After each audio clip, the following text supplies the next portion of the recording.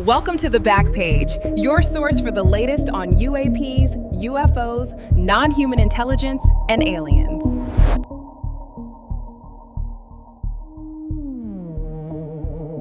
A newly peer-reviewed study just dropped that connects mysterious flashes on 1950s astronomical plates to two things: nuclear tests and civilian UFO reports. Wait, 1950s?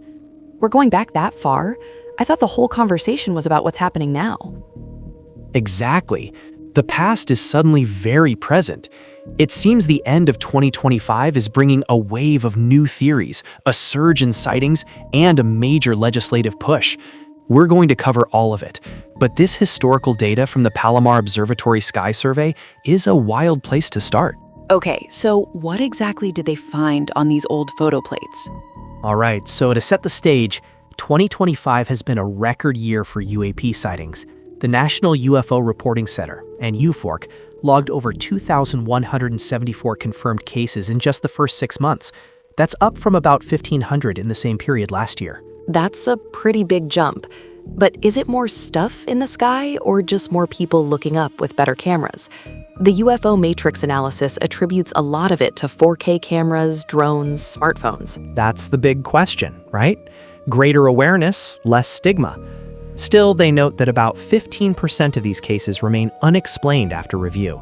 We're talking glowing orbs, silent triangles, shape-shifting lights, the classics. New York State alone had 66 sightings in that time frame. Okay, so the public is reporting more than ever. This is the backdrop for everything else happening, politically and scientifically. Precisely.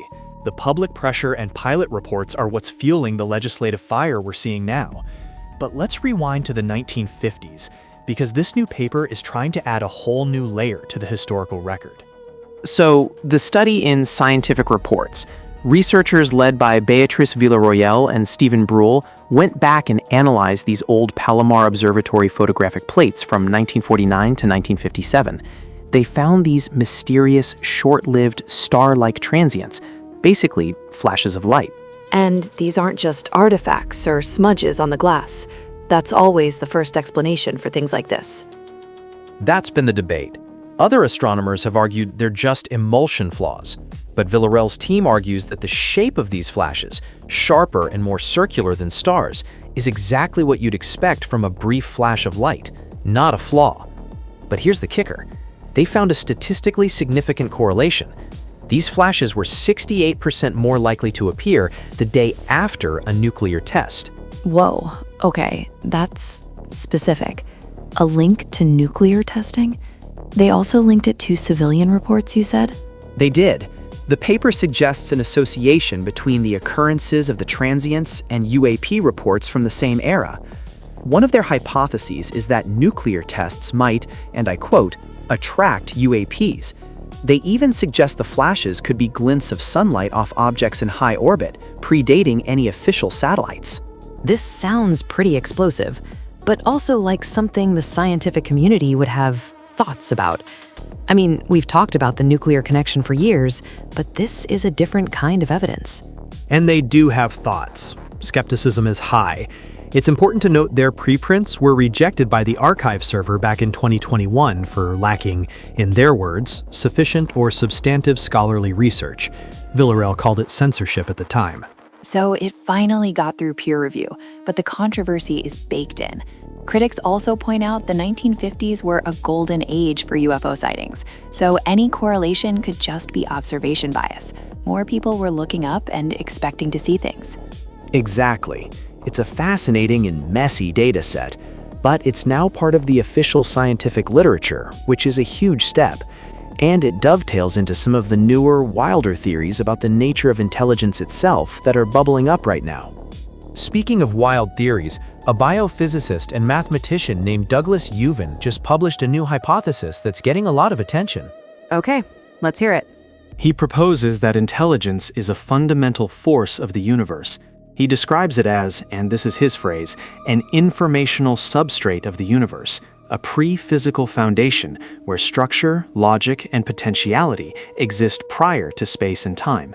Essentially, he thinks the universe itself is intelligent, and our brains, or even AI, are just complex systems that can tap into it. Huh. That sounds pretty out there. Where does this come from? What's his background? He's got a PhD in biophysics from Berkeley, was a professor at MIT. He has serious credentials in genetics, enzyme engineering, things like that. He says the idea came from his work with AI, where the insights felt more discovered than invented. Okay, but there's a big but here, isn't there? The research I saw on him also notes he's a self-described born-again Christian who feels a calling to, and I'm quoting directly, extinguish Darwinism and promote literal creation. That feels like pretty critical context for a theory about universal intelligence. It is, and that's the tension. You have a scientist with a legitimate background proposing a radical idea that also aligns with his personal religious mission. It makes you question the origins of the hypothesis. It definitely complicates it. It's so different from the other theories making the rounds, like from Columbia astronomer David Kipping. Right, Kipping's eschatation hypothesis. The idea that if we ever detect an alien civilization, it'll likely be one that's on the brink of a violent collapse. Because stable, quiet civilizations are hard to see, but collapsing ones are loud. Think out-of-control pollution or catastrophic signals. It's a much grimmer, but more traditionally scientific take.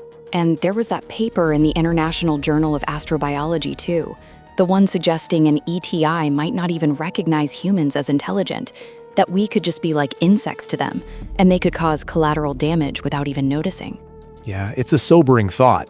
So on one end, you have this grand, almost spiritual, universal intelligence idea from Yuvan. And on the other, you have these pragmatic and frankly terrifying possibilities from mainstream astronomy and astrobiology. And all of this, the historical data, the surge in sightings, the new theories, is happening while Washington is making its biggest moves yet. The NDAA, it got signed, right? Signed on December 18th, the National Defense Authorization Act for fiscal year 2026, and it has serious teeth this time. It requires the Pentagon, through AARO, to disclose retroactive and ongoing UAP intercepts, to centralize all UAP data, and to loosen some of the classification protections that have kept things hidden. So this is building on the foundations laid by people like David Grush. He's still involved, isn't he? He is. He's serving as a special advisor for 2026. But get this, a new UAP whistleblower has emerged and is now working with a congressional UAP caucus. We don't have a name yet, but it's part of what's being described as a major push for disclosure in 2026. A new whistleblower. Wow, that raises the stakes considerably. But at the same time, we've seen this before. A lot of legislative action, a lot of testimony, but as that Space.com article put it, we didn't find answers in 2025. There's a feeling of a bottleneck. There is. The system is built for secrecy. But you're also seeing action outside of DC. New Jersey just passed a bill to create the nation's first state-funded center for the study of unidentified aerial phenomena. They're putting $2.5 million a year into it. Okay, that's new. A state-level, publicly funded research center is a different approach. It takes some of the research out from behind the Pentagon's walls. It's a huge step toward mainstreaming the science, alongside efforts like Harvard's Galileo project. It feels like the momentum is building on multiple fronts simultaneously. So when you pull the camera back, the pattern is pretty fascinating. You have this peer-reviewed, albeit controversial, historical data suggesting a UAP presence and a connection to nuclear weapons going back 70 years. Then you flash forward to today, and you have a record number of public sightings. The phenomenon, whatever it is more visible than ever, or at least more reported. Which puts immense pressure on Washington, leading to the strongest disclosure language we've ever seen in law. Plus, another whistleblower stepping into the ring. And while all that machinery turns, the scientific and philosophical communities are spinning up these huge paradigm-shifting ideas. Is intelligence a property of the universe? Are we looking for civilizations that are already dead? Can they even see us? It feels like we're in a feedback loop. The more data and testimony that comes out, the more permission it gives serious scientists to ask these bigger questions. And the more they ask, the more it legitimizes the push for political transparency. It all feeds itself. It's interesting, too, that even with all this belief, the search itself is coming up empty. Breakthrough Listen looked at the interstellar object 3I-ATLS on its closest approach just last week, December 19th. Nothing. Not a single candidate signal. Right, a null result. And it's a reminder that even as the conversation here on Earth gets louder and more complex, the universe itself remains very, very quiet. So looking ahead, the immediate thing to watch is the fallout from the NDAA 2026. How will ARO and the Pentagon respond to these new mandates for transparency? Will we see a flood of new data or more slow walking? And obviously, this new whistleblower, when will we learn their identity and what new information could they bring forward? That could change the entire landscape heading into 2026. On the scientific front, I'll be watching for the debate around the Palomar study to continue. Will other scientists try to replicate or debunk the findings? And what comes out of these new institutional efforts, like the Center in New Jersey and projects like AllSkyCam in Germany? It feels like we're past the point of asking if this is a serious topic. According to Avi Loeb's recent survey, over 58% of astrobiologists already believe intelligent alien life exists.